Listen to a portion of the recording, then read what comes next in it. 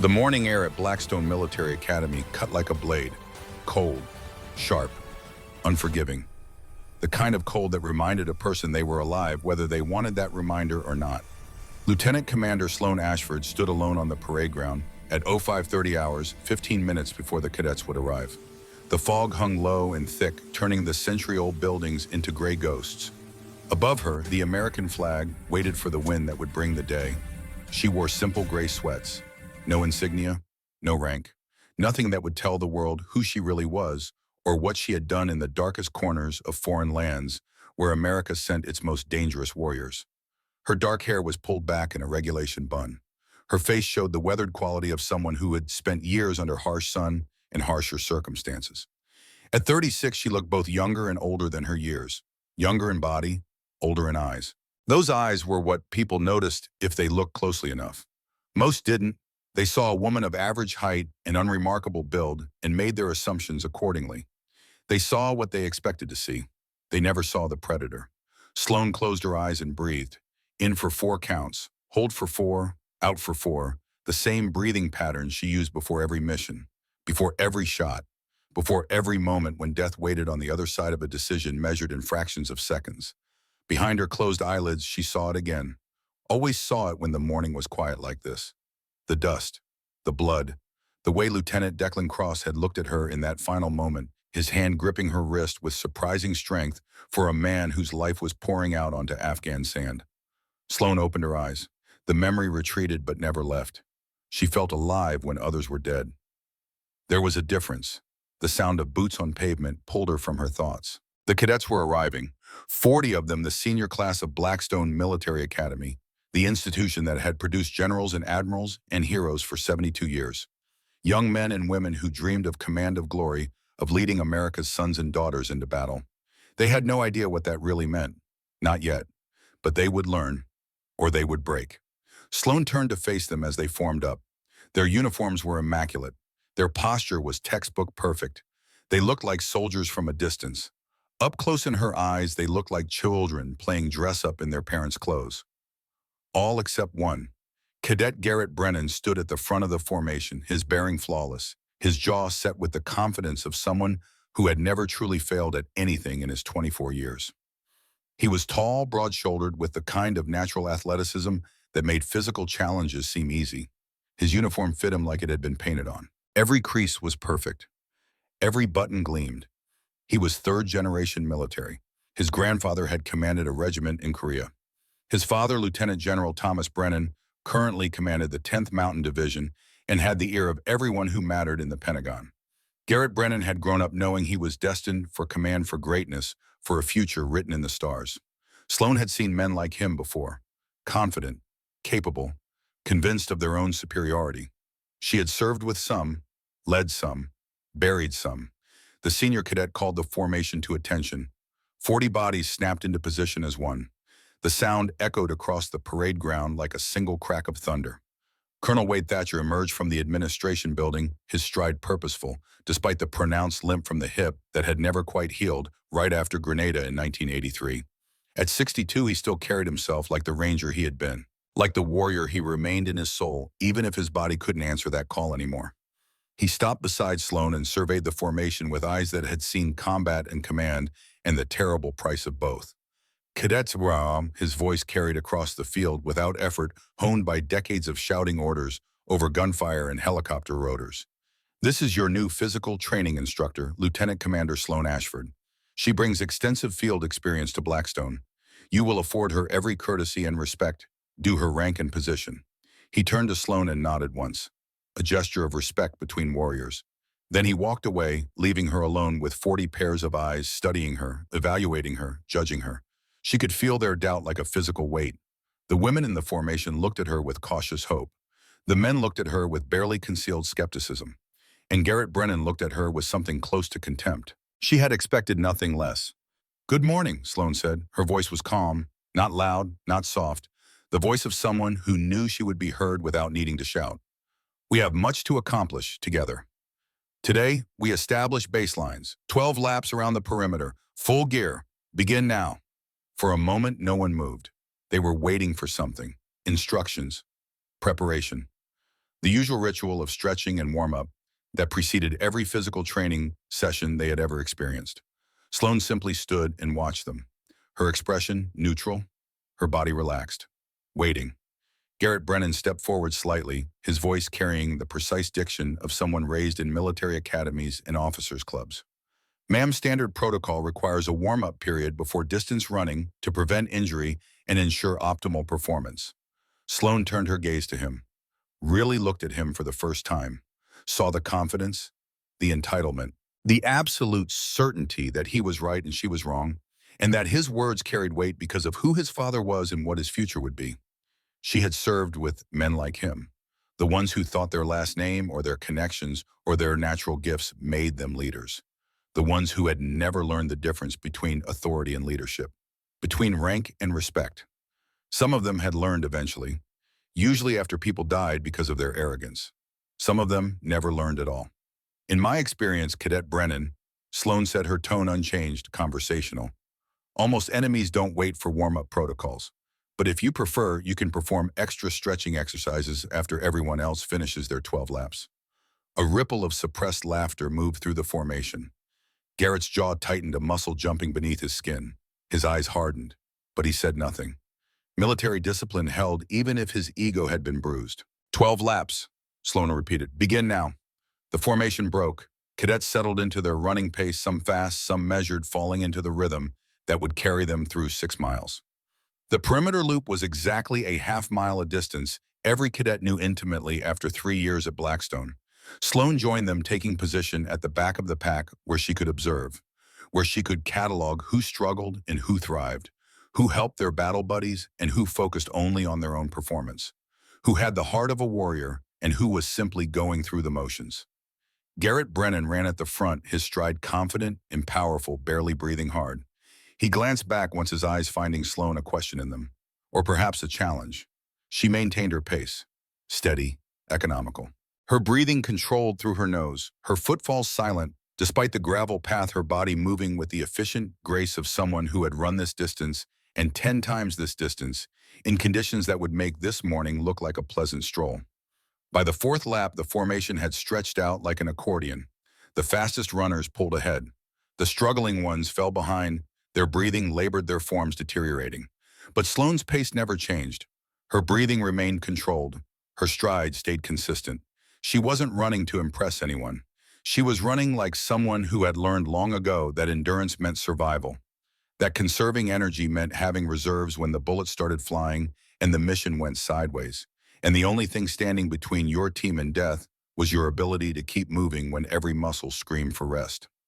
Garrett noticed. She could see it in the way he kept glancing back, his expression shifting from confidence to confusion to something that might have been respect, or might have been concern. By the 8th lap, even he was showing signs of fatigue. His breathing had grown heavier, his stride had lost some of its power, sweat darkened his uniform despite the cold morning air.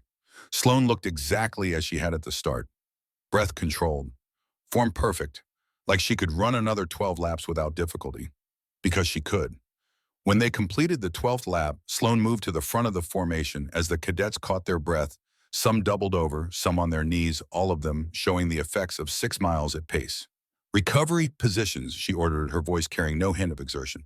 Control your breathing, in through your nose, out through your mouth. Your body needs oxygen, but panic breathing will only delay recovery.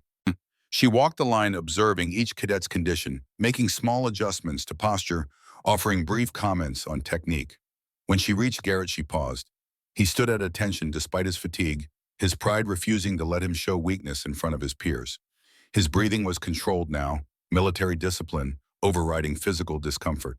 Your stride is too long on uphill sections, Sloane said quietly, meant for his ears only. Shorten it by 20%. You'll conserve energy and maintain speed. Garrett's eyes flicked to hers, surprise evident for just a moment before he controlled his expression. Learn that carrying wounded through the Hindu Kush, she added, her tone conversational, factual. Elevation and load change everything. Then she moved on, leaving him standing there with that information hanging between them like smoke. A hint, a suggestion, a single piece of a puzzle he didn't even know existed yet. The rest of the morning followed the same pattern. Calisthenics, strength training, nothing extraordinary, Nothing that violated standard military physical training protocols. But there was something in the way Sloan conducted the session that felt different. A precision, an efficiency, an undercurrent of real purpose beneath the routine exercises. She never raised her voice, never used intimidation or aggression. She simply demonstrated what needed to be done and expected them to meet the standard. When someone failed, she corrected them calmly and moved on. When someone succeeded, she acknowledged it with a nod and nothing more. By the time she dismissed them at 0700, the cadets were exhausted, and Sloan looked like she had just finished a light warm-up. As the formation dispersed, Garrett lingered, his eyes tracking Sloan as she gathered the equipment. He wanted to say something. She could feel the question building in him. But military protocol held. Junior officers didn't casually approach senior officers without invitation. Instead, he turned and walked away, his stride still perfect, despite his fatigue, his back straight, his shoulders square, playing the role he had been raised to play. Sloan watched him go and felt nothing but the cold assessment of a professional evaluating raw material. Potential was there. Arrogance was there. The question was, which would win when pressure was applied? She would find out soon enough. The Blackstone cafeteria at 0730 hours was controlled chaos. 400 cadets moving through breakfast with military efficiency trays, clattering conversations, humming at the acceptable volume that wouldn't draw reprimand from the senior cadets maintaining order. Garrett Brennan sat with his usual group. Lucas DeWitt, whose tactical scores were the highest in their class. Nora Finch, one of only 12 women in the senior class, and the only one who routinely outperformed the men in academic subjects. Jackson Webb, a mountain of a man who could bench press 300 pounds, but struggled with the academic requirements. They picked at regulation eggs and toast their bodies too tired for genuine appetite after Sloan's morning session. "She's different," Nora said quietly, breaking the silence that had settled over their table. "Not like our other instructors." Garrett stabbed at his eggs with more force than necessary. Different doesn't mean better. PT is PT. Anyone can run a formation through basic exercises. Lucas leaned forward, his voice lowered. "I looked her up. Sloan Ashford, Navy Lieutenant Commander. Searched every database I could access without triggering security flags." "And?" Garrett asked, though his tone suggested he already knew he wouldn't like the answer. "Nothing, no service record, no assignment history, no background beyond her rank and current posting. Everything is classified at a level I can't access. Which is strange because PT instructors shouldn't have classified service records." Nora studied Garrett over her coffee cup. "You're bothered because she corrected you in front of everyone. I'm bothered because she's treating basic PT like it's some kind of special operations indoctrination," Garrett replied, his voice controlled but tight. "The comment about the Hindu Kush, the breathing techniques, the way she moves, it's not normal." "Maybe she's exactly what she appears to be," Jackson offered, his deep voice thoughtful. "A decorated officer with field experience who's here to teach us." "At 36, Lucas asked. "Lieutenant Commander is 04. That's too senior for a PT instructor position. People at that rank are commanding departments leading operations. They're not running morning formations at military academies." Garrett pushed his tray away. "My father could find out with one phone call." But he made no move to reach for his phone. Because part of him, the part that had felt the efficiency of Sloan's movement, the controlled economy of her breathing, the way she had run 12 laps like they were nothing, that part of him didn't want to know.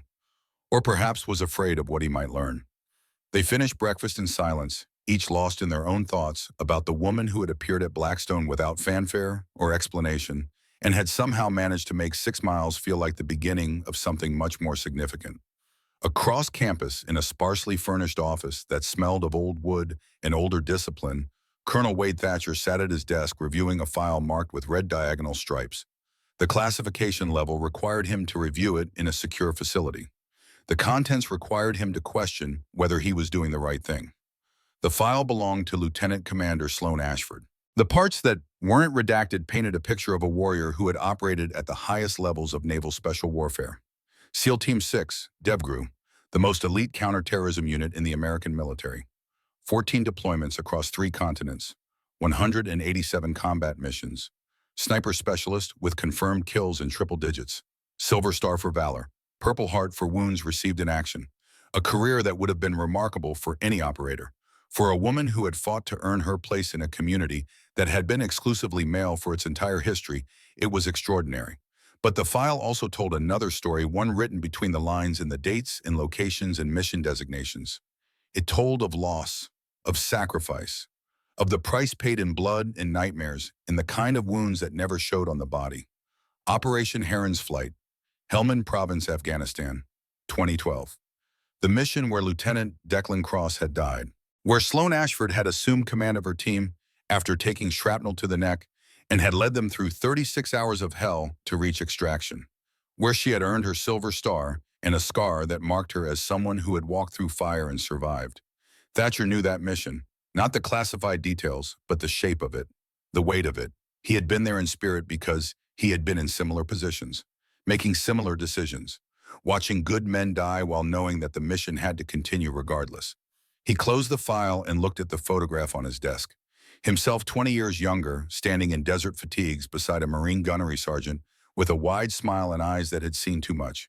The photo was dated 1983. Grenada, Operation Urgent Fury. The Marine was Jack Ashford, Sloan's father. The man who had pulled Thatcher out of an ambush that should have killed him. The man who had taught him that courage wasn't the absence of fear, but the decision to act in spite of it. Jack Ashford had died 2 months after that photo was taken in a training accident that everyone knew wasn't really an accident, but a classified operation that went wrong. He had left behind a wife and a daughter who wasn't even walking yet. Thatcher had made a promise at Jack's funeral, a promise to watch over that little girl if she ever needed help. He had kept track of her over the years, watched her grow up on military bases, watched her enlist, watched her do what no one thought a woman could do and succeed beyond anyone's expectations. When Naval Special Warfare Command had contacted him 6 months ago about a special assignment, he had known immediately who they would send, and he had known why. This wasn't about teaching PT. This was about testing whether Sloan Ashford could do something more important than hunting terrorists in foreign lands. This was about whether she could teach the next generation what real leadership meant, whether she could take entitled, talented, arrogant cadets like Garrett Brennan and forge them into the kind of leaders who put mission and team above personal glory. His desk phone rang. The digital display showed an outside line from a secure number he recognized. "Thatcher," he answered. "Wade, it's Tom Brennan." Lieutenant General Thomas Brennan's voice carried the weight of command even over a phone line.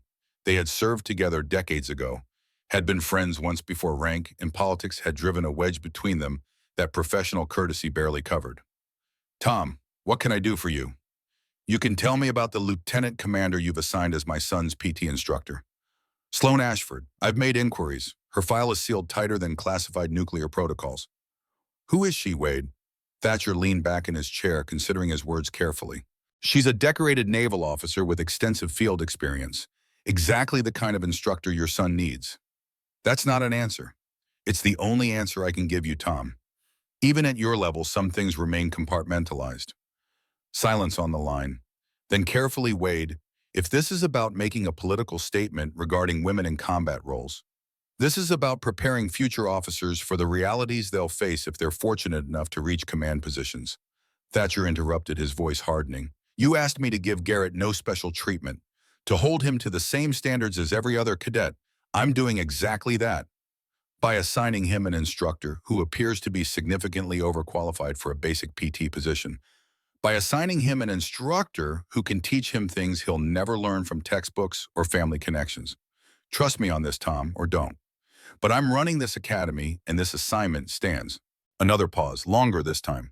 "Finally, keep me informed, Wade. If this goes sideways, it won't." Thatcher hung up before the general could respond. He sat for a moment staring at the photo of himself and Jack Ashford, wondering if he was about to make a terrible mistake or fulfill a promise that had waited 40 years to be kept. Time would tell. It always did. The afternoon brought weather that matched Sloan's mood. Gray skies, cold rain that started as drizzle and built to a steady downpour by 1400 hours. The kind of rain that soaked through uniforms and turned the training ground into a churned mess of mud and standing water. Perfect. The cadets assembled on the parade ground in rain gear, their expressions ranging from resigned to miserable. Nobody enjoyed training in the rain, but military service didn't pause for weather, and they all knew better than to complain out loud. Sloan stood waiting for them in the same gray sweats she had worn that morning, now darkened with rain. No jacket, no hood, just her and the weather, which was how she preferred it. Rain had never killed anyone. Complacency had. She had spent the afternoon setting up the obstacle course, not the standard academy course with its climbing walls and rope bridges and various stations designed to test physical fitness in a controlled environment. This was different. More raw, more real. Low barbed wire strung over mud pits. Narrow balance beams made treacherous by rain. Climbing walls with minimal handholds. Everything designed to be just difficult enough to require genuine effort, but not so difficult as to cause serious injury. The line between training and recklessness was thin. Sloan walked it with the precision of someone who had sent people into actual combat and needed them to come back alive. When the formation was complete, she addressed them without preamble. Today, we focus on tactical movement under adverse conditions. In the field, you don't choose your weather or terrain. The mission continues regardless of comfort or preference. She gestured to the modified obstacle course behind her. This isn't about speed or breaking records. This is about methodical progress under pressure. Rushing gets people killed. Precision and discipline save lives. Garrett Brennan stepped forward slightly, his voice carrying over the rain. Ma'am, Academy regulations specify that obstacle training should be postponed during severe weather conditions for safety reasons. Sloan turned to him slowly. Rain streamed down her face.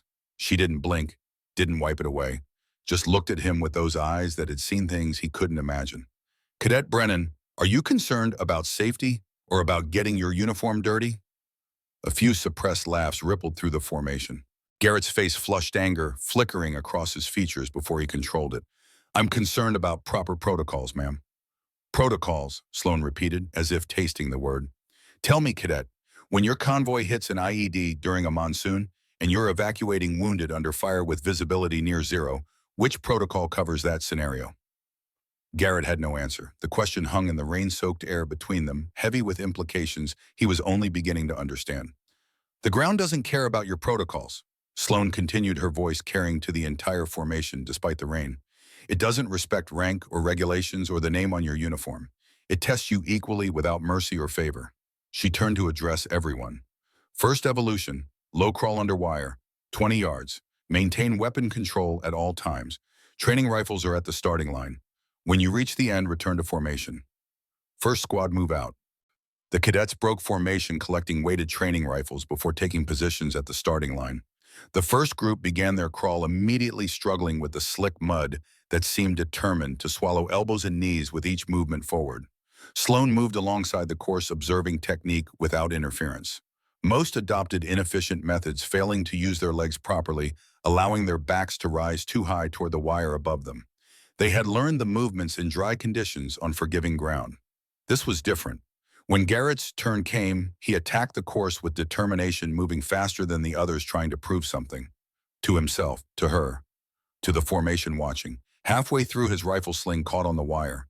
He jerked it free without thinking, without care, and the wire bounced violently, snagging the cadet crawling behind him, drawing a yelp of surprise and pain. Sloan appeared beside him, kneeling in the mud without hesitation, her hands moving to untangle the wire with practiced efficiency. Control, not speed, she said quietly, meant only for him. Slow is smooth, smooth is fast. When you rush, you make mistakes. Mistakes get your team killed. She freed the wire and demonstrated the proper technique for him to continue. Her movements were economical, precise, wasting no motion or energy. Garrett completed the course, mud coating every inch of his uniform, his expression dark with frustration and something else. Something that might have been the first crack in the armor of his certainty. As the afternoon progressed through different evolutions, each one designed to push the cadets beyond their comfortable limits, Sloan maintained the same calm demeanor. She never raised her voice, never used sarcasm or cruelty. She simply demonstrated what needed to be done and expected them to meet the standard. When they failed, she corrected them. When they succeeded, she acknowledged it. When they wanted to quit, she reminded them that warriors didn't have the luxury of quitting when things got hard. By 1600 hours, every cadet was covered in mud, soaked to the bone, and exhausted beyond anything they had experienced in 3 years at the academy. And Sloan looked exactly as she had at the start, as if rain and mud and cold were just weather, nothing more. Nothing worth acknowledging. She called the formation back together for the final evolution of the day. Team movement under wire with simulated casualty extraction. 4-person teams. Navigate the full course while carrying a wounded team member on a stretcher. Coordination is essential. She assigned teams, her eyes scanning the formation, making decisions that seemed random but weren't. First Team Brennan as team leader, DeWitt Finch Webb. Garrett found himself looking at his battle buddies, all of them as exhausted as he was. Lucas, brilliant but smaller, less physically powerful. Nora, tough but fighting against biology that gave her less raw strength than the men. Jackson massive but already breathing hard from the earlier exercises. They were given a standard field stretcher and a weighted training dummy representing a casualty. 200 pounds of dead weight that needed to be carried through the entire course. Sir Garrett began addressing Sloane incorrectly deliberately. With all due respect, this exercise is begin now, cadet. She interrupted, her voice taking on an edge they hadn't heard before. Harder, colder. Your wounded comrade is losing blood while you're complaining about the exercise. The formation fell silent. Even the rain seemed quieter. They had just glimpsed something beneath Sloane's calm exterior. Something dangerous. Garrett organized his team, placing the dummy on the stretcher, assigning positions. The weight was immediately apparent, worse than he had expected, made more difficult by the mud and rain and the exhaustion already weighing on all of them. They approached the wire section, and the real challenge became clear. The stretcher barely fit underneath, requiring perfect coordination between all 4 team members to maintain control while crawling through mud that wanted to steal their balance with every movement. Lower, Garrett ordered as they struggled. Webb, keep your end down. Jackson, already straining under his position's load, tried to adjust but slipped in the mud. The stretcher tilted violently, nearly spilling the dummy. Steady, Garrett barked, frustration creeping into his voice. DeWitt, take some weight from Webb. They maneuvered forward, each yard a battle against exhaustion and physics. Garrett, in the lead position, felt his frustration building with every difficulty, every slip, every moment when his team failed to execute perfectly. Sloane walked alongside the course, observing without comment. Her presence added to Garrett's agitation, the knowledge that she was watching him struggle, judging him, finding him wanting. When they reached the halfway point, she finally spoke. Your team is struggling because your commands are reactive, not proactive. You're not reading the terrain ahead, Cadet Brennan. We're doing fine, ma'am, Garrett replied through gritted teeth, rain and sweat streaming down his face. Your wounded would have bled out by now, Sloane countered, her voice carrying that same dangerous calm. And Webb is about to collapse from exhaustion because you've positioned him incorrectly for his height and strength. Garrett felt something snap inside him. The rain, the mud, the weight of the stretcher, the exhaustion, the eyes of his peers watching him struggle. And this woman, this instructor who had appeared from nowhere, questioning his leadership in front of everyone. He straightened abruptly to adjust his position. Too fast. Too angry. His shoulder connected hard with Sloane's chest, his 200 pounds of muscle and momentum driving into her with force that sent her stumbling backward. She fell into the mud. Hard. The sound of impact was sickening, loud enough to carry over the rain. Time stopped. The entire formation froze. 40 cadets holding their collective breath, waiting, watching, understanding that something fundamental had just occurred, even if they didn't fully comprehend what. Garrett stood there, mud-covered and shaking, color draining from his face as he realized what he had done. Not just pushed an instructor, not just lost his temper. He had struck a superior officer. The military career he had been building toward his entire life had just ended in a single moment of frustrated rage. Sloane lay in the mud for 3 seconds that felt like 3 hours. Then she rose, slowly, deliberately. Mud caked her uniform, streaked her face. But her movements were controlled, economical, precise. She stood and looked at Garrett, really looked at him. And her eyes were different now. The professional reserve had vanished, replaced by something cold and evaluating. Not anger, something more primal, more dangerous. The look of a predator assessing prey. Every cadet felt it. The shift, the change. This was not their PT instructor standing in the mud. This was someone who had killed and would kill again without hesitation if circumstances required it. Someone who had survived in places where survival was never guaranteed. Someone who operated by rules that had nothing to do with academy regulations or military protocol. This was a warrior, and warriors understood violence in ways that cadets playing soldier never would. Exercise terminated. Sloane said, her voice quiet but carrying authority that made the rain seem loud by comparison. All cadets except Brennan returned to barracks. Clean up. Dismissed. The formation hesitated for just a moment, then broke and moved away quickly, leaving Garrett standing alone with Sloane in the rain and mud, the stretcher forgotten beside them, the training dummy staring up at the gray sky with unseeing eyes.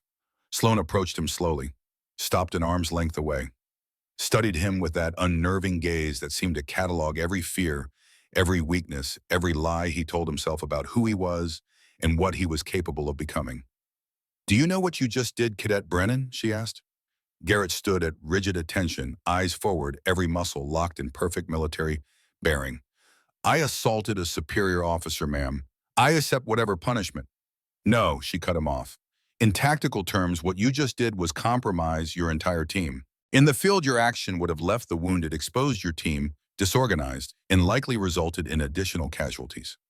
She stepped closer, her voice dropping so only he could hear the next words. Close enough that he could see a thin white line on her neck barely visible beneath the mud and rain, a scar that disappeared beneath her collar. In Helmand Province, a moment of frustration like that cost the life of the finest officer I've ever known. Lieutenant Declan Cross. He died because someone on our team lost control for 3 seconds. Just 3 seconds. That's all it takes. Garrett's eyes widened slightly, the only break in his rigid posture. You report to the obstacle course at 0400 tomorrow.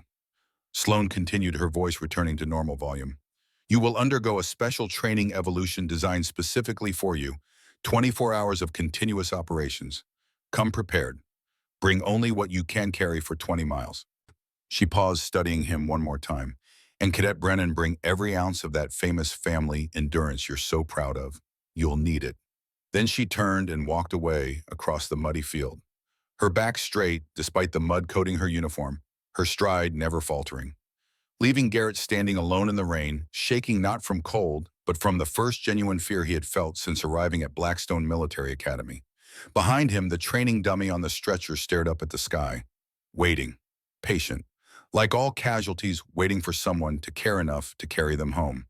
The rain fell harder, the day grew darker, and somewhere in the gathering storm, Garrett Brennan began to understand that he had just crossed a line from which there was no return, only through. Night fell over Blackstone like a shroud. In his barracks, Garrett Brennan lay awake, staring at the ceiling, his rucksack already packed beside his bunk. His roommate had tried to talk to him, had tried to offer comfort, reassurance, the usual platitudes about accidents and temper, and how his father's connections would smooth this over. But Garrett knew better now. Some lines once crossed could not be uncrossed by family name or political influence. The clock on the wall counted down the hours. 3, 2, 1. He never slept. The sky at 0350 hours was the color of bruised steel. No stars, no moon.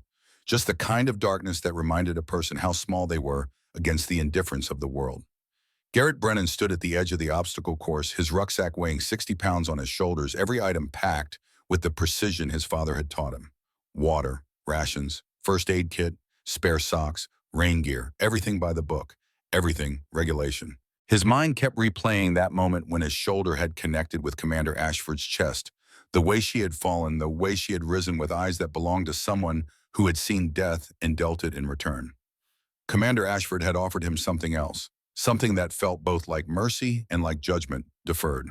She appeared at exactly 0400, emerging from the darknesses like smoke given form. She wore the same gray PT uniform, clean, now dry. She carried a rucksack that looked lighter than his, but somehow more purposeful. In her hands was an encrypted radio and a sealed manila envelope.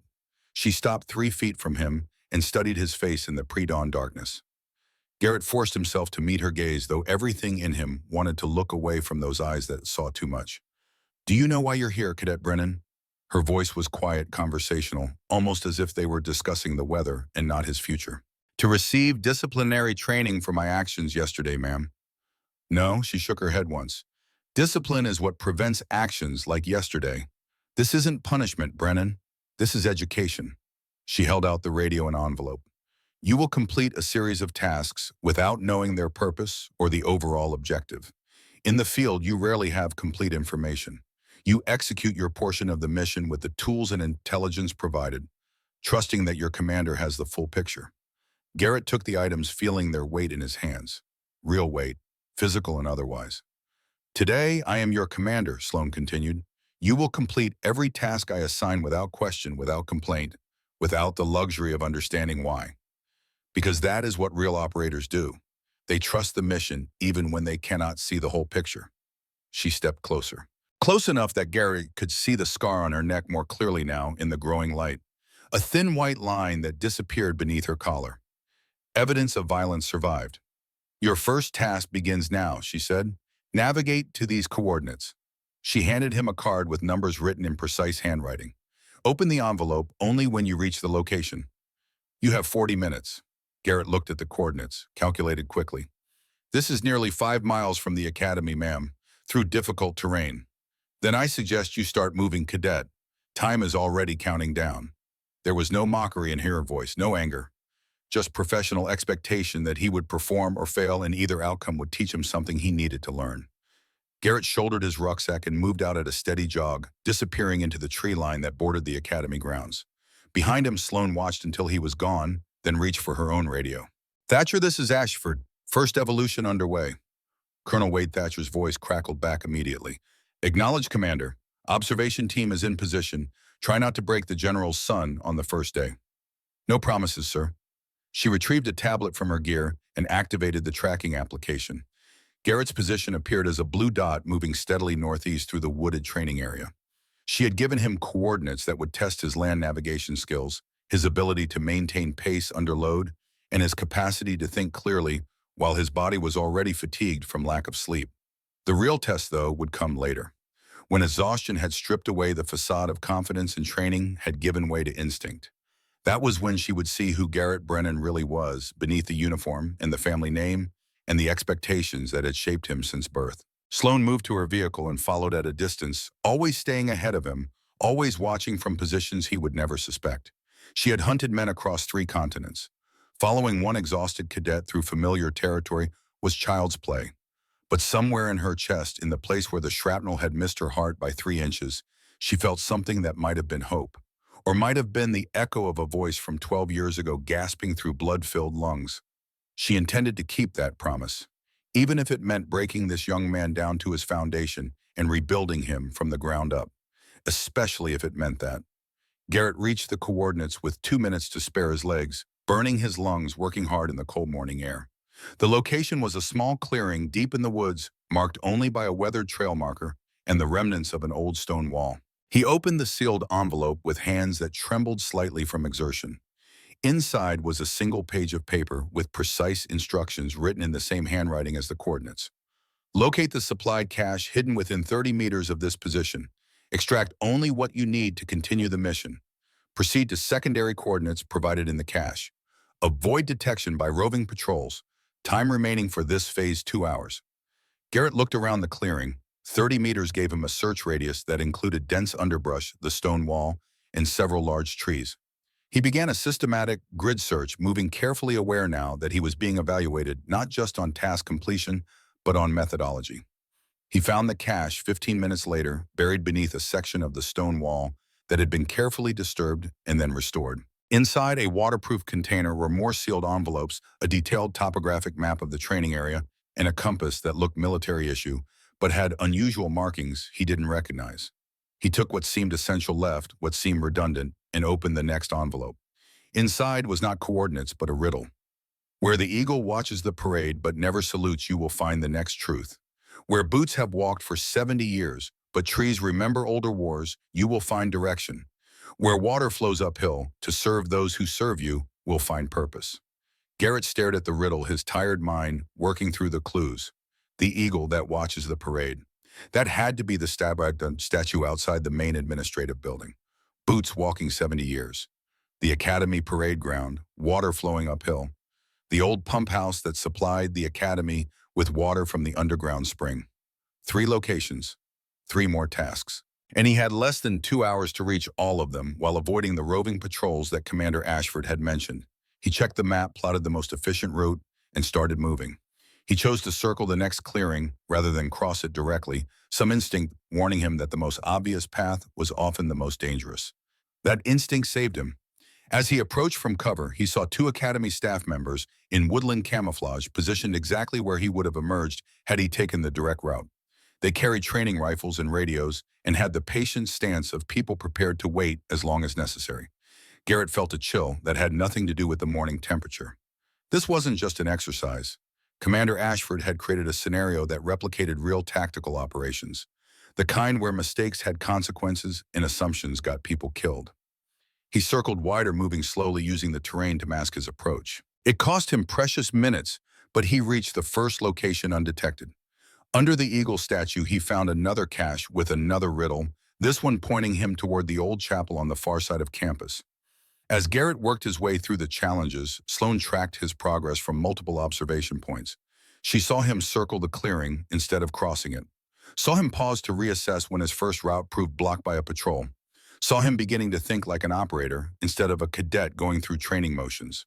At the midpoint of the time limit, she positioned herself at a location she knew he would pass. She waited in perfect stillness, her body blending with the shadows beneath a stand of pine trees, her breathing controlled to near silence. Garrett never saw her, never heard her, never suspected she was there until her voice came from directly behind him. You've been spotted, cadet.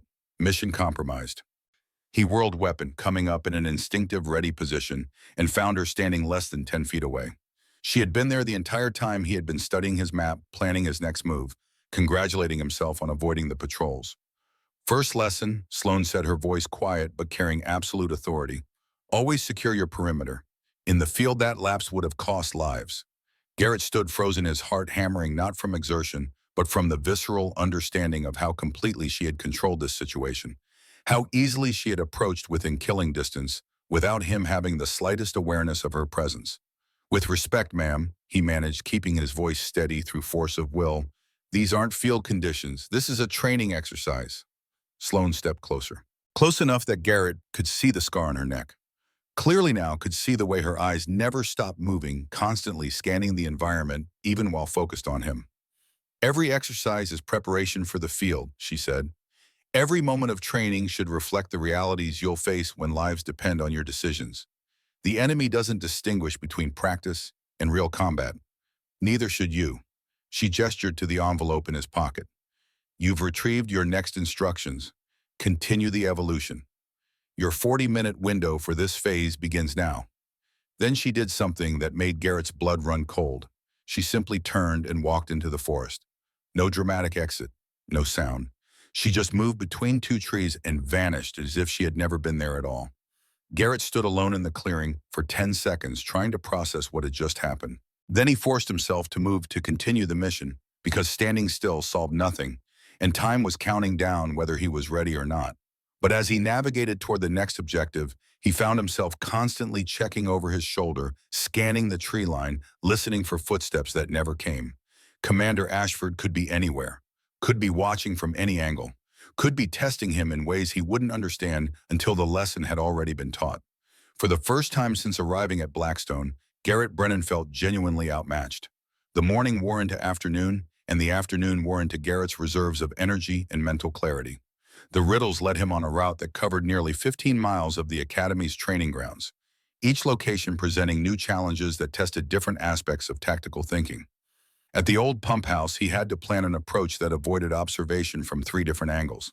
At the maintenance shed near the firing range, he had to identify which of 6 identical containers held the next set of instructions without triggering the pressure sensors hidden beneath the false containers. At the communications tower on the eastern boundary, he had to climb 60 feet while carrying his full rucksack to retrieve a marker that proved he had completed the task. Through it all, Commander Ashford appeared at irregular intervals, sometimes watching from a distance, sometimes materializing beside him to offer a cryptic comment or correction, sometimes disappearing for hours, leaving him alone with his exhaustion and the growing understanding that this was unlike any training evolution he had ever experienced. By hour 16, Garrett's feet had blistered through his boots. His shoulders ached from the rucksack's weight. His hands were raw from climbing and crawling. His mind had entered that state of exhaustion where thought became difficult and instinct took over, where the mission continued, not because he wanted it to, but because stopping wasn't an option his training would allow. He found her waiting at a stream bed, sitting calmly on a fallen log, eating from a small ration pack. She had a second pack beside her, and she gestured to it without speaking. Garrett dropped his rucksack and collapsed onto the ground across from her, his legs unable to support him any longer. He wanted to maintain military bearing, wanted to sit at attention and show no weakness, but his body had other ideas. It had reached the point where pride became a luxury he couldn't afford. Sloane handed him the ration pack. 12 minutes for nutrition and hydration. Eat slowly, small bites. Your body needs time to process or you'll cramp. Garrett opened the pack with shaking hands and forced himself to eat at the pace she recommended, though everything in him wanted to devour the food like an animal. The discipline required to eat slowly when every cell in his body screamed for fuel was almost harder than any physical challenge he had faced that day. They ate in silence for several minutes, the only sounds the stream's gentle flow and the occasional bird call from the forest around them. Garrett's mind was too foggy for conversation, too tired for anything beyond the immediate task of putting food in his mouth and forcing it down. Finally, Sloan spoke. You're past the initial stages of fatigue. Now comes the real test of endurance. Not physical, mental. The body can be trained to continue long after it wants to stop. The mind is what fails first. She took a sip from her water bottle, her eyes distant, looking at something Garrett couldn't see. In Afghanistan, I once spent 72 hours on a mission that was supposed to last 12.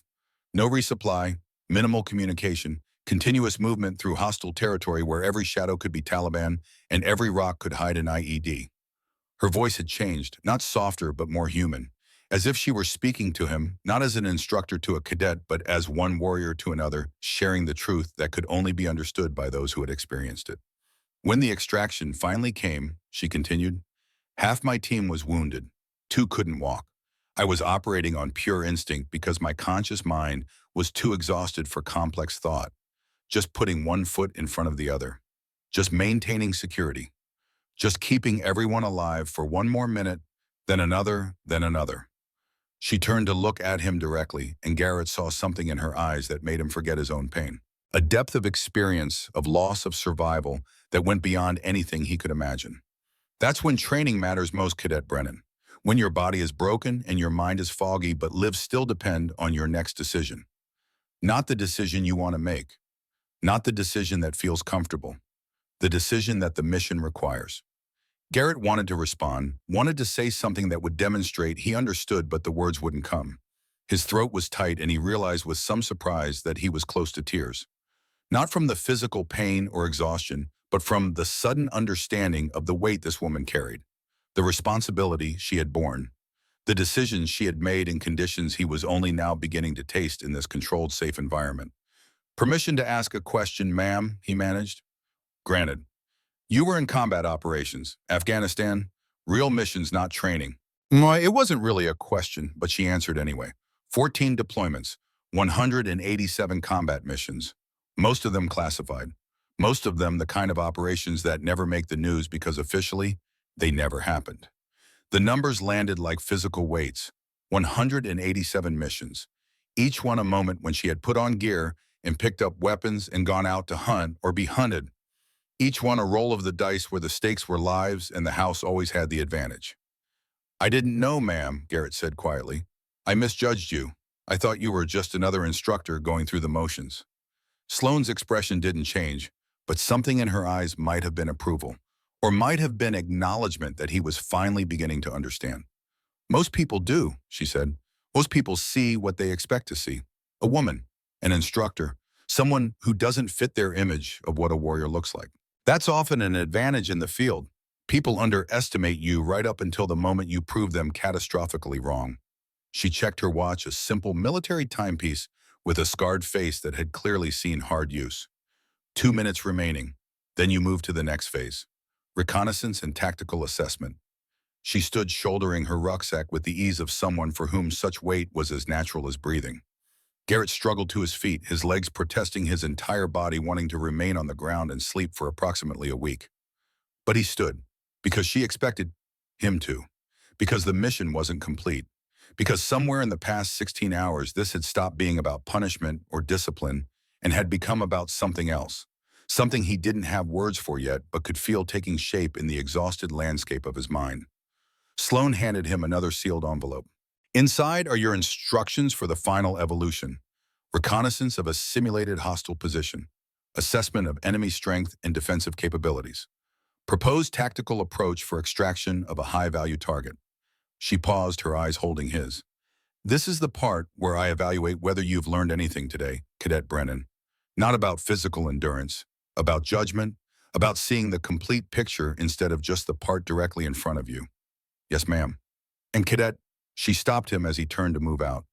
The enemy in this scenario is motivated, intelligent, and absolutely committed to maintaining control of their asset.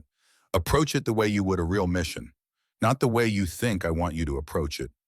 Then she was gone again, moving into the forest like water flowing downhill, natural and inevitable, and impossible to track unless you knew exactly what to look for. Garrett opened the envelope and read the briefing. Then he began the long movement toward the ridge, where he would observe, assess, and demonstrate whether Commander Sloan Ashford's faith in his potential was justified or misplaced. The observation post overlooked a small clearing in a valley below.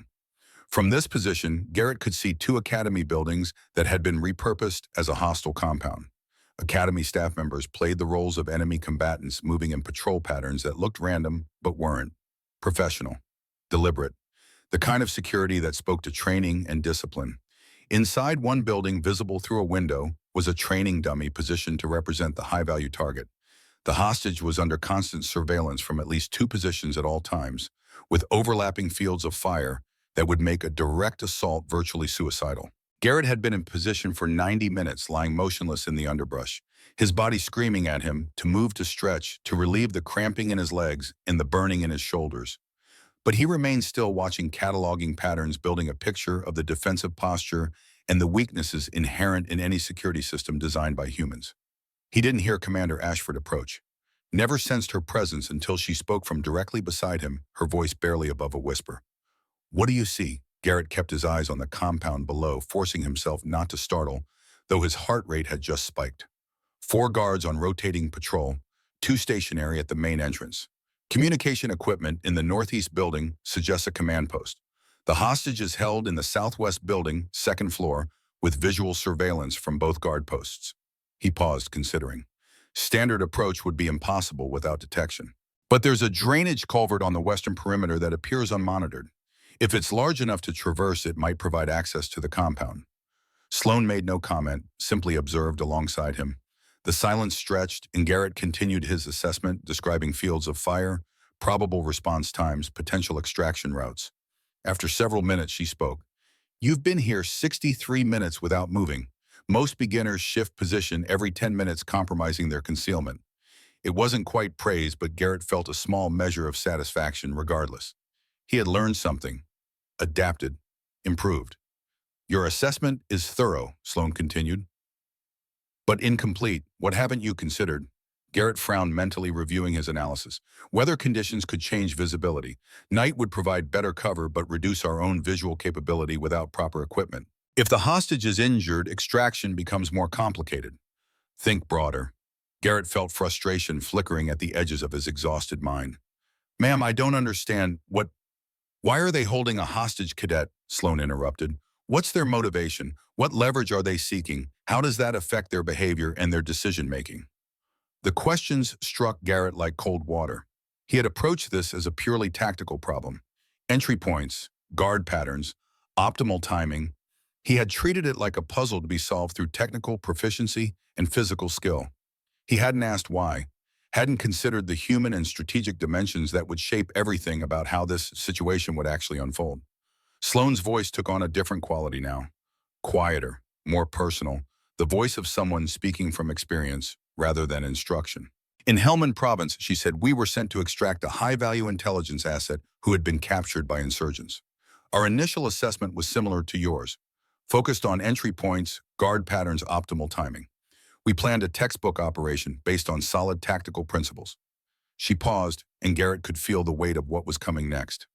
"But we failed to ask why they hadn't already executed their captive, why they were keeping him alive when every hour increased their risk of discovery.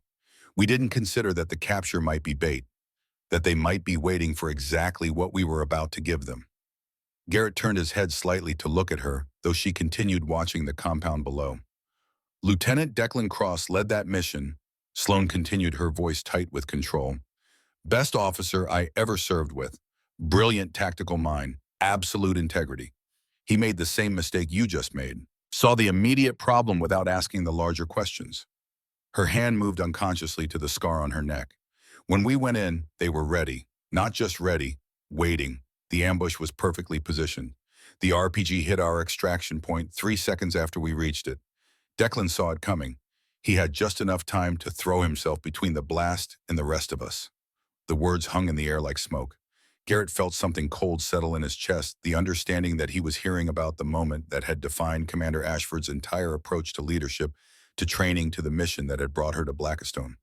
"He saved 6 of us," Sloan said. "The blast threw me back 15 feet, shrapnel in my neck. Couldn't hear, could barely see, but I could see Declan on the ground, not moving, and I knew that his last decision, the one that cost him his life, had saved mine. She finally turned to look at Garrett, and he saw moisture in her eyes. The first crack in the professional facade she had maintained throughout this entire evolution. His last words to me were an order, not a request, an order, the last one he would ever give. He told me to lead them home. Garrett felt his own eyes burning, now his throat tight. This wasn't just about training. This wasn't about making him a better cadet or teaching him a lesson about physical endurance. This was about something more fundamental, more important. This was about preparing him for the moment when lives would depend on his judgment, when his decisions would mean the difference between people coming home or never coming home at all, when the weight of command would crush him unless he had truly learned what leadership actually cost. Reassess the scenario, Sloane said, her voice returning to its normal professional tone, though the emotion still lingered beneath the surface. Consider all dimensions: human, strategic, tactical. You have 30 minutes to develop a complete approach. Then you'll brief me on your plan. She stood to move away, then paused. And Cadet Brennan, when you're briefing me, remember that I've been where you're going. I've made mistakes that cost lives. I've led men and women into situations where some of them didn't come back. I know the difference between a plan that sounds good and a plan that might actually work when everything goes wrong. She disappeared into the forest again, leaving Garrett alone with his thoughts and his exhaustion and the sudden overwhelming understanding of what she was trying to teach him. Not tactics, not endurance, not physical skills that could be learned through repetition and discipline. She was trying to teach him wisdom, the kind that could only come from experience, from failure, from loss. The kind that separated leaders who got people killed from leaders who brought people home. Garrett took out his notepad and began reassessing the scenario. But this time he asked different questions. Why questions? Human questions.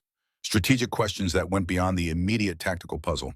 And as he worked, as his exhausted mind pushed through the fog to find clarity, he began to understand what Commander Sloane Ashford had been trying to show him for the past 20 hours. The mission wasn't the obstacle course or the riddles or the reconnaissance. The mission was transformation. From someone who thought he knew what leadership meant to someone who was beginning to understand how little he actually knew. The sun was setting when he finished his assessment. 24 hours since this evolution had begun.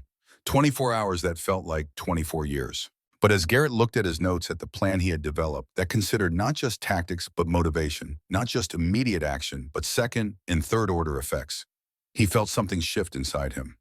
Not confidence. Confidence was what he had felt yesterday before he pushed Commander Ashford into the mud. This was something different, something harder won and more valuable. This was the beginning of competence, real competence, the kind built on humility and awareness and the understanding that there was always more to learn from people who had been where you were trying to go. Commander Ashford appeared beside him as the last light faded from the sky. She sat without speaking, waiting for his brief, giving him the respect of her full attention. Garrett took a breath and began to explain his plan. Not with the arrogance of yesterday, not with the certainty of someone who had never truly been tested, but with the careful analysis of someone who had glimpsed just for a moment the weight of real responsibility. And as he spoke, as Sloane listened with that focused intensity that missed nothing, Garrett Brennan began the long journey from cadet to leader, the journey that would define everything that came after. 24 hours later, the academy buzzed with rumors. Garrett Brennan had returned at dawn, mud-caked and exhausted, his eyes carrying something new, something harder. By noon, every cadet had heard whispers of his evolution. By evening, the mandatory assembly had been called. The auditorium at Blackstone Military Academy had been built to hold 400 people. Tonight it held every cadet, every faculty member, and a collection of senior officers whose combined rank could have commanded an entire division. The air hummed with speculation and nervous energy. Garrett Brennan sat in the third row, his dress uniform immaculate despite the exhaustion that still clung to him like a second skin. His body ached in places he hadn't known could ache. His feet were bandaged beneath his polished boots. His hands were wrapped to hide the blisters and cuts. But his mind was clear in a way it had never been before. Sharp, focused, aware of dimensions he had never previously considered. Beside him sat Lucas DeWitt and Nora Finch, both stealing glances at him when they thought he wasn't looking. The entire academy had heard about his special training evolution. Rumors had spread like wildfire. Some said he had been expelled. Others said he had quit. A few whispered that Commander Ashford had broken him completely. None of them knew the truth, that she hadn't broken him, She had rebuilt him, one exhausting hour at a time. One lesson carved into his consciousness through pain and humility, and the grinding realization that everything he thought he knew about leadership had been a comfortable lie. "You look different," Nora said quietly, leaning close so her voice wouldn't carry. "Not just tired, different." Garrett considered the observation, nodded once. "I am different." Before she could ask what he meant, the lights dimmed. Conversation died like a candle flame in wind. Colonel Wade Thatcher walked onto the stage, his presence commanding attention without effort, the authority of a warrior who had earned every ounce of respect his rank implied. "Good evening," Thatcher said, his voice filling the auditorium with the practiced ease of someone who had given orders under fire. "Tonight serves two purposes. First, to formally introduce an officer whose background has until now been withheld for operational security reasons. Second, to announce a specialized training initiative that will fundamentally change how leadership is taught at this institution."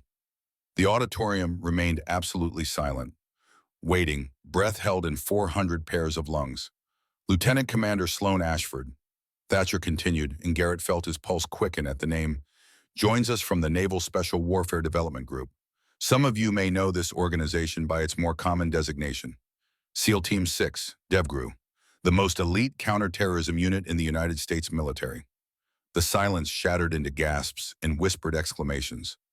Garrett heard Lucas swear softly beside him, heard Nora's sharp intake of breath, felt the shock ripple through the auditorium like a physical wave. But Garrett didn't react. He had suspected, had begun to understand over those 24 hours in the field that Commander Ashford was something more than a PT instructor.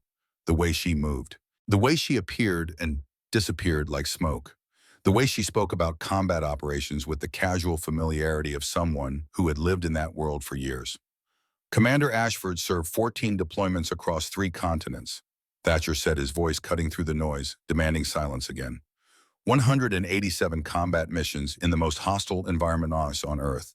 She is a recipient of the Silver Star, our nation's 3rd highest decoration for valor in combat, awarded for actions during Operation Enduring Freedom, where she assumed command of her unit after the death of her team leader and successfully extracted wounded personnel under heavy enemy fire. The screens behind Thatcher illuminated. Combat footage appeared, sanitized, cleared for display, but unmistakably real. Dust and helicopters and men moving with the practiced efficiency of operators who knew that mistakes measured in milliseconds meant the difference between mission success and body bags. Garrett saw her in the footage. Just for a moment, a figure in full tactical gear, face obscured by helmet and equipment, but the movement was unmistakable. That same economical grace, that same absolute control. "Commander Ashford," Thatcher said, and the way he said it carried weight that went beyond professional courtesy, "is one of the first women to be fully integrated into SEAL tactical units. Her record speaks for itself. Her presence here speaks to the importance of the mission we are undertaking." He stepped back from the podium, extended his hand toward the wings of the stage. "Commander." Sloan Ashford walked into the light, and the auditorium fell into a silence so complete that Garrett could hear his own heartbeat in his ears. She wore her full dress uniform, navy blue so dark it was almost black. The ribbons on her chest told a story written in colored fabric and metal. Combat Action Ribbon, Navy Cross, bronze stars with combat distinguishing device, Purple Heart, campaign medals from theaters of operation that spanned a decade of America's wars. And centered above them all, impossible to miss, the Silver Star gleamed under the auditorium lights like a small piece of captured sun. But it was the golden trident pinned to her chest that drew every eye, the SEAL insignia. Garrett had seen it before on visiting officers on his father's friend who commanded a team, but never like this, never on a woman, never on someone who had appeared weeks ago in gray sweats dismissed as just another instructor. The cognitive dissonance was staggering.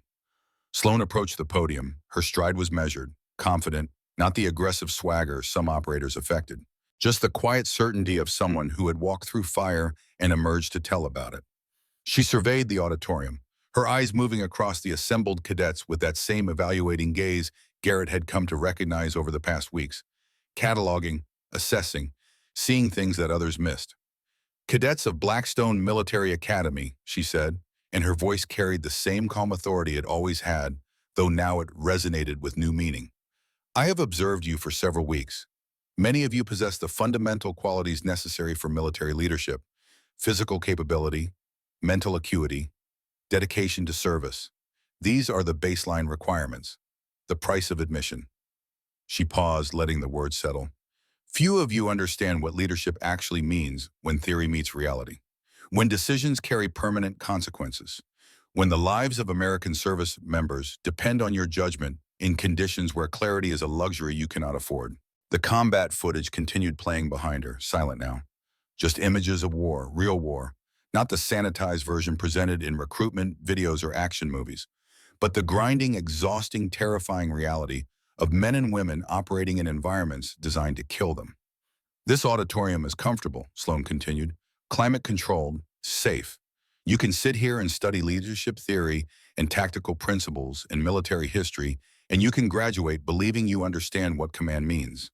But you don't. You can't. Not from the safety of a classroom. Her voice hardened slightly. Not angry, just absolutely certain.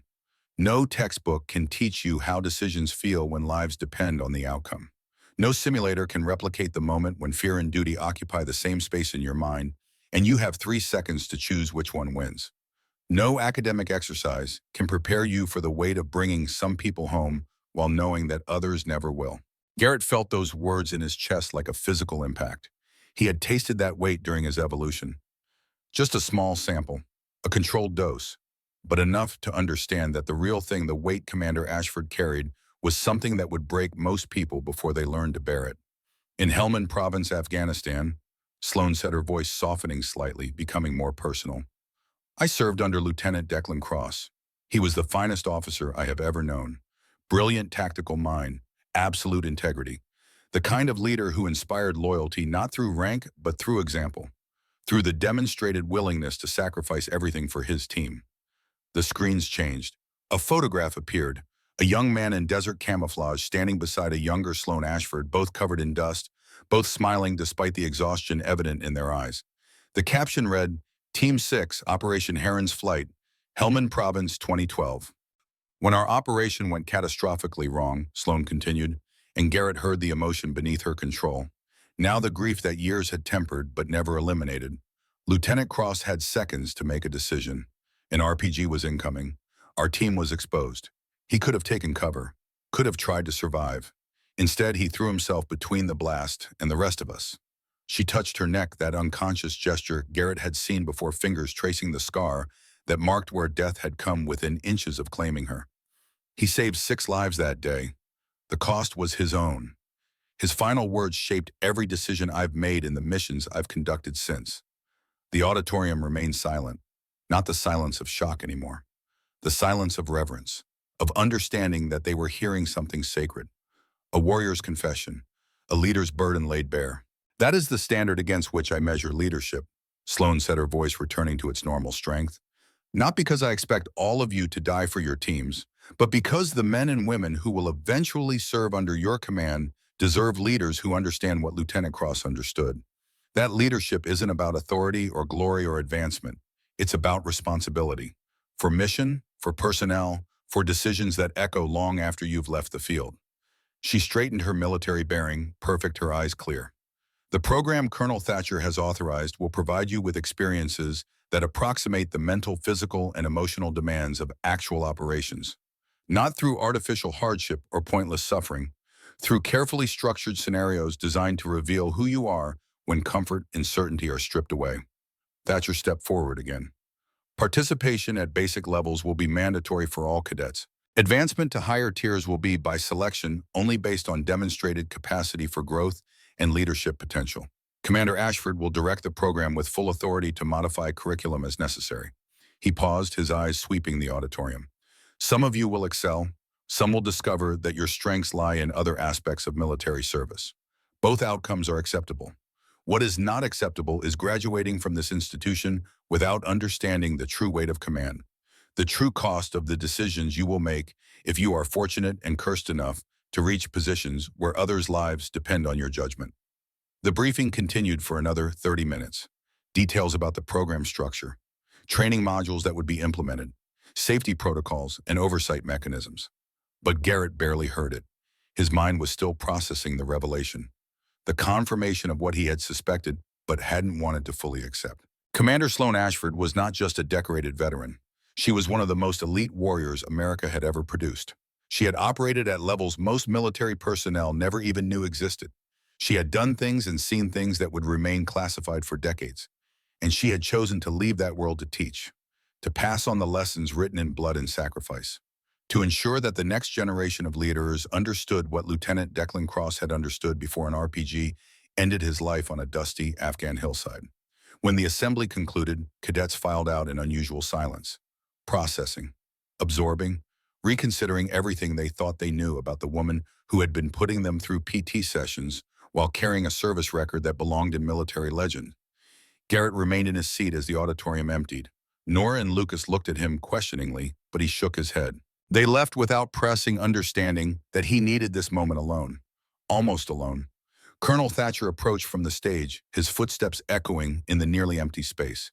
He lowered himself into the seat beside Garrett with a slight grimace, his hip protesting the movement. "You knew," Garrett said quietly. "Not an accusation, just a statement of fact." "I knew," Thatcher confirmed. "I served with her father, Grenada 1983. Jack Ashford was a Marine gunnery sergeant. Best warrior I ever met. He saved my life twice in 3 days. Got himself killed a month later in an operation that officially never happened." Garrett turned to look at the colonel, saw the weight of old grief in his eyes, the kind that never fully faded. "Jack left behind a wife and a baby daughter," Thatcher continued. "I made a promise at his funeral that if his little girl ever needed help, I'd be there. Took 30 years, but when Nav Spekwar contacted me about this assignment, I knew it was time to keep that promise." "She didn't need help," Garrett said. "She needed a mission." Thatcher nodded slowly. "Same thing for someone like Sloan Ashford. Warriors don't retire. They just find new battles to fight, new hills to take.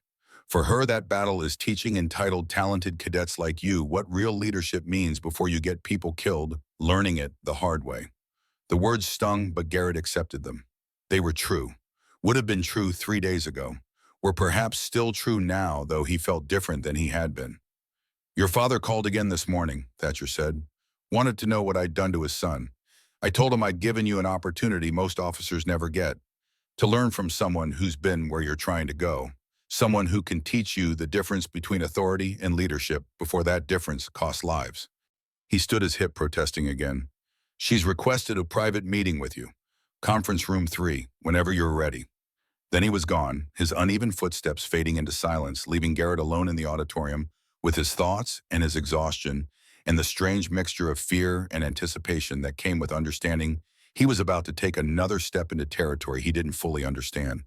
He sat for 5 more minutes, gathering himself, preparing. Then he stood and walked toward conference room 3, his stride steady despite his fatigue, his bearing military, correct, his mind clear, and ready for whatever came next. In the hallway outside the auditorium, Lieutenant General Thomas Brennan stood in shadow, having arrived unannounced 30 minutes into the assembly. He had heard his friend Thatcher's introduction, had seen the footage, had watched his son's face as the truth was revealed. He left without speaking to anyone. But as he reached his car, he paused, one hand on the door.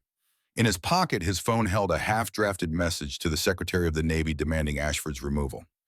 He deleted it. Sometimes the general reflected the best thing a father could do was step back and let his son find his own way, even if that way led through hell, designed by a woman who had walked through worse. The conference room was small and functional. A table, 6 chairs, a wall screen, nothing decorative, nothing that wasn't strictly necessary. It smelled faintly of coffee and old wood polish.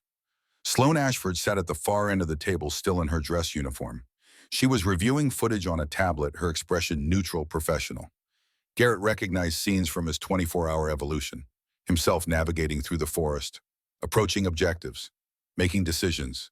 She looked up as he entered, gestured to the chair across from her. "Sit, Cadet Brennan." Garrett lowered himself into the chair, his body grateful for the rest, even as his mind stayed alert, focused. This wasn't over, was perhaps just beginning. Sloan set the tablet aside and studied him with that evaluating gaze that saw too much. "How do you feel?" The question surprised him, not what he had expected. "Exhausted, ma'am, sore, but mentally clear." "Good. The body recovers. Mental clarity is harder to achieve. You were operating in the gray zone by hour 20, fatigue suppressing higher cognitive function, decisions coming from instinct and training rather than conscious thought. That's the state where your true character emerges." She leaned forward slightly. I've reviewed your performance across the entire evolution. Your initial approach was exactly what I expected. Competent, confident, focused on task completion without deeper consideration. Typical for someone raised with your advantages and your family background.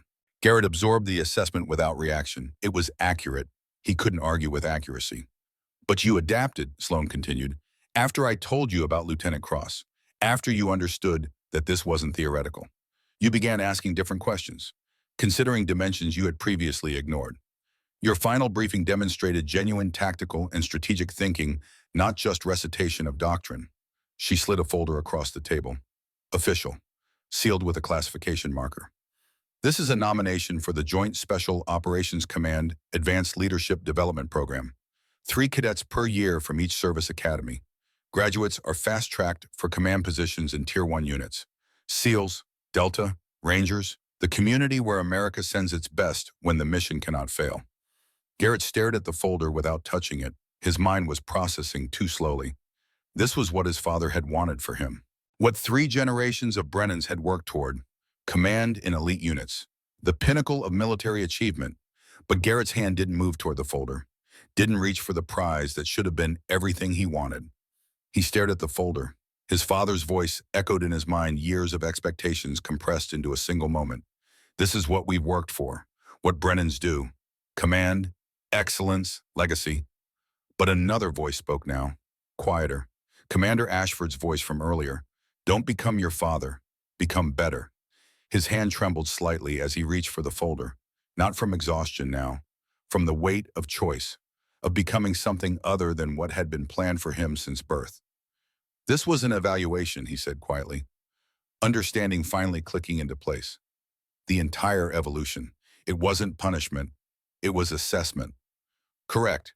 Your actions 3 days ago revealed potential and limitation in equal measure. The potential to lead. The limitation of arrogance and untested assumptions. I needed to know which was stronger. Whether you could be taught, whether you had the capacity for growth that separates good officers from great ones.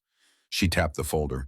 This nomination reflects my professional judgment that you possess that capacity, but it's not a guarantee. It's an opportunity. 3 cadets nominated, 1 selected. Your performance over the next 6 months will determine whether that selection is you. Garrett finally opened the folder, saw his name, saw the assessment Sloan had written. Saw words like demonstrated adaptability and capacity for strategic thinking, and responded positively to extreme stress.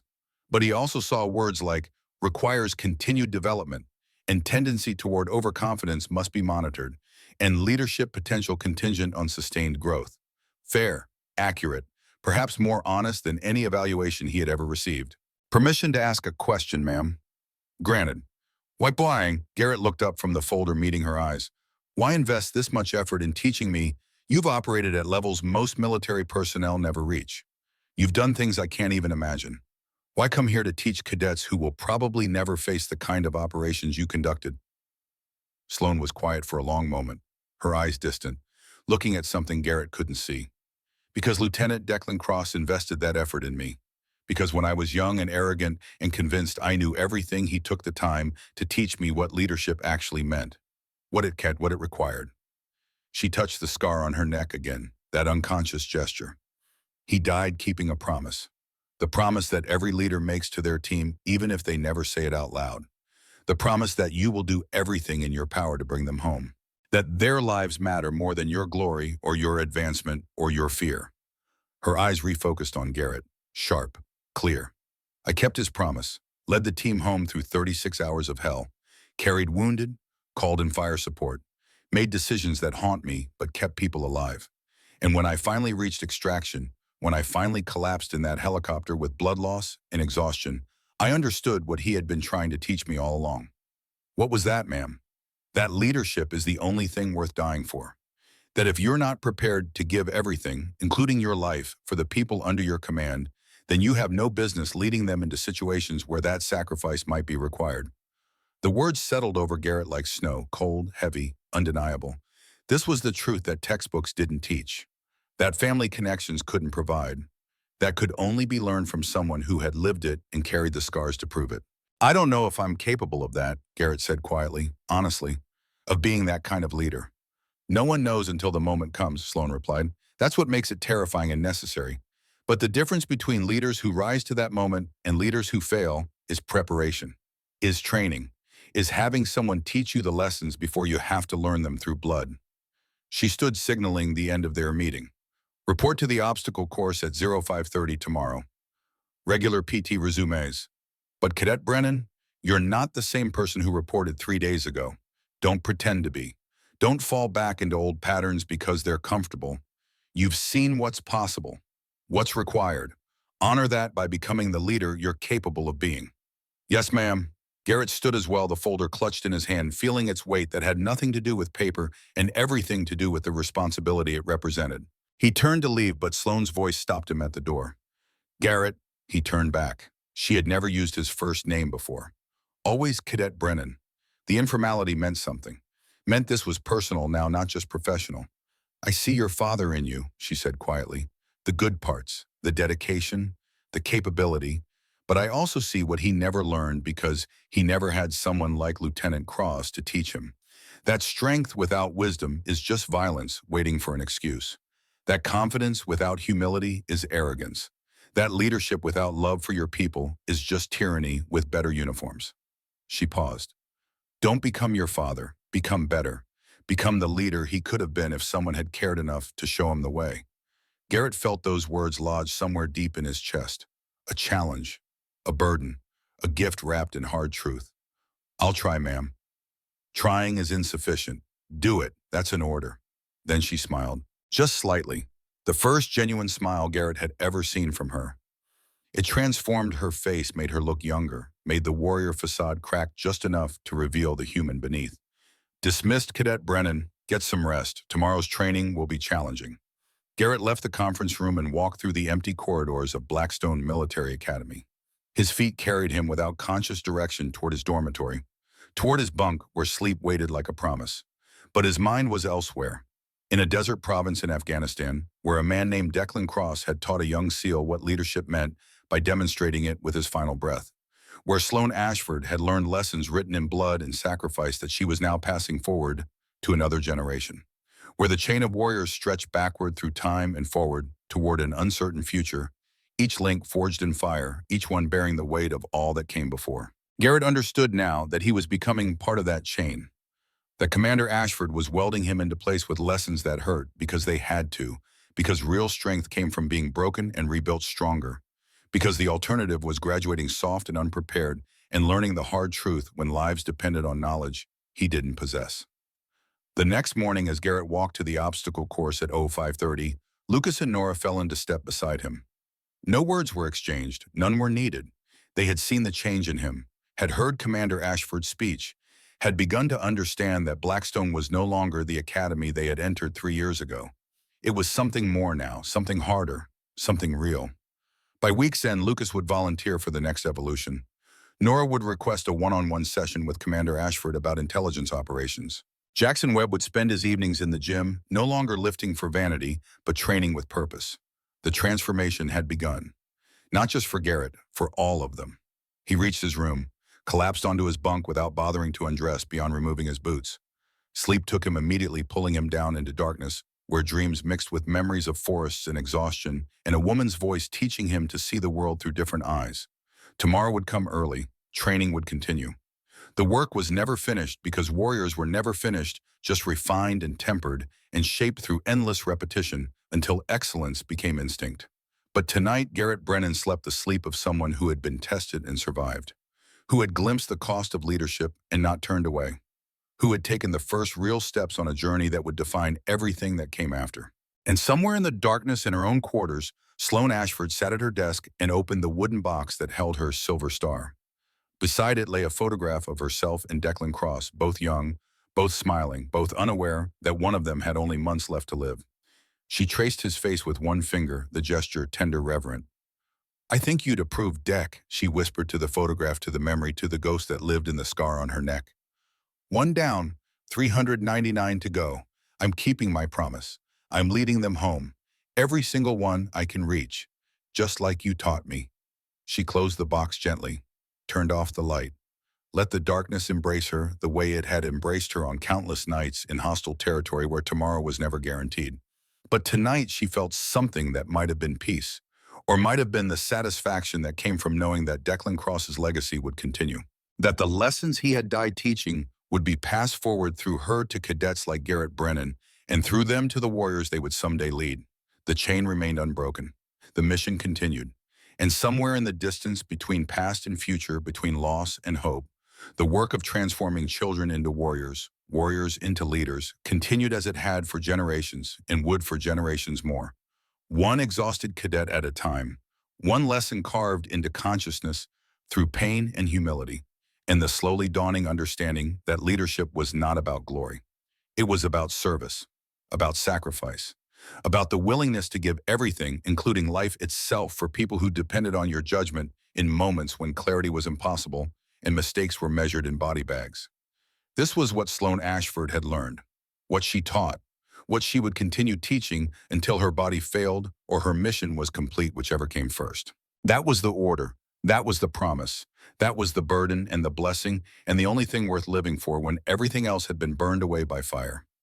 She slept, and tomorrow came, and the work continued, as it always had, as it always would, for warriors who understood that the mission was never finished, only passed forward to those strong enough to carry it. One day at a time, one leader at a time, one life saved through lessons learned the hard way by those who came before. This was the legacy of Lieutenant Declan Cross. This was the mission of Commander Sloan Ashford. This was the future of Cadet Garrett Brennan. And the chain remained unbroken.